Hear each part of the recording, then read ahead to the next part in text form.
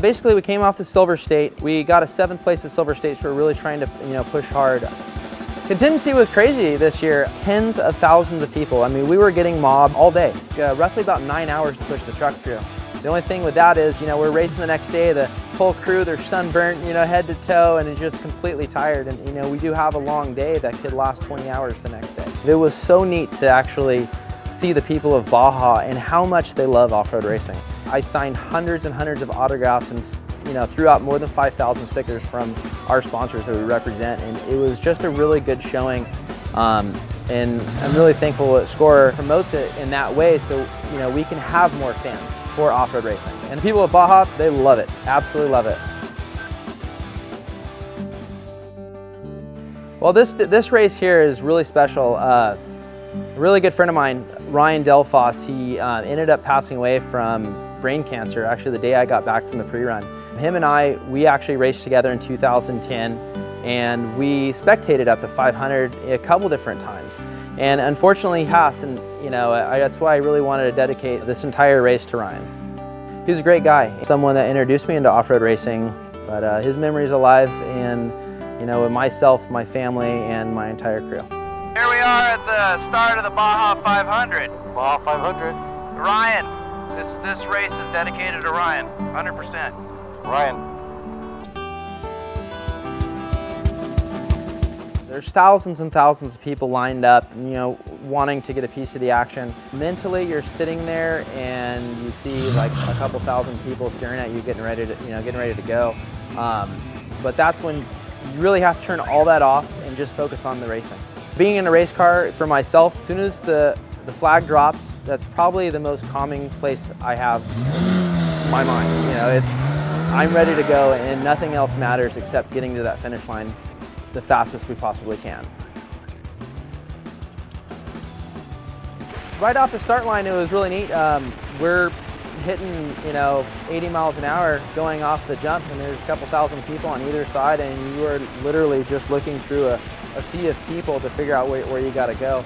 After getting through the town of Ensenada, we ended up going through the dirt section, and you would think there would not be a lot of people there, but that 30 miles from the start to the first road crossing, there is someone at every single turn. You really got to be on your toes and you got to be careful. You have people jumping out front of the car, trying to take pictures, turning their backs to the car, trying to take selfies. It's insane. Unfortunately, right around mile mark 10, we ended up going through some water, and the motor kind of started sputtering a little bit. I figured, hey, we got the spark plugs wet, they'll dry out, not a problem. It's happened before.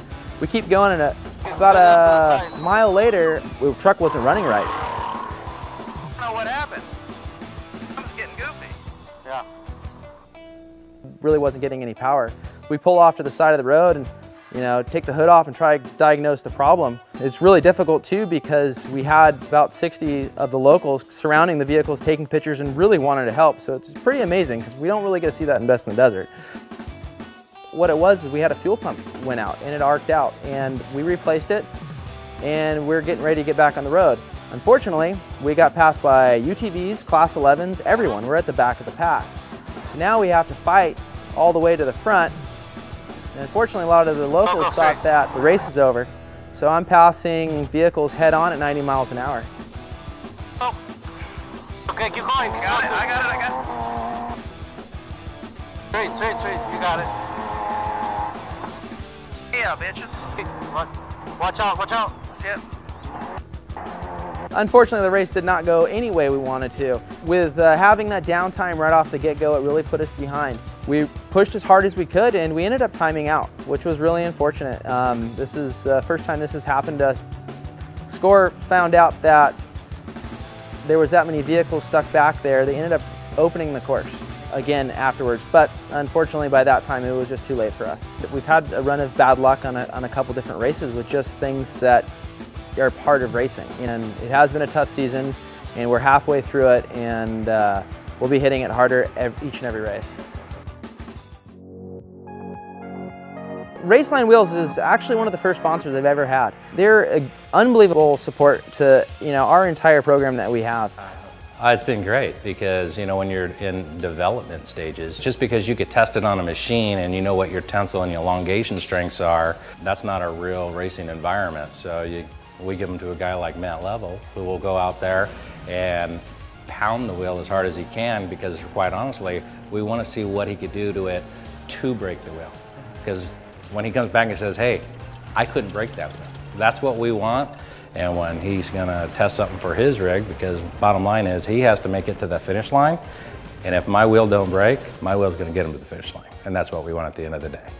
Now the one cool thing is about the wheels that we actually run on the truck, this is a wheel that you can actually purchase. This isn't just for racers only. There is no difference in Raceline wheels.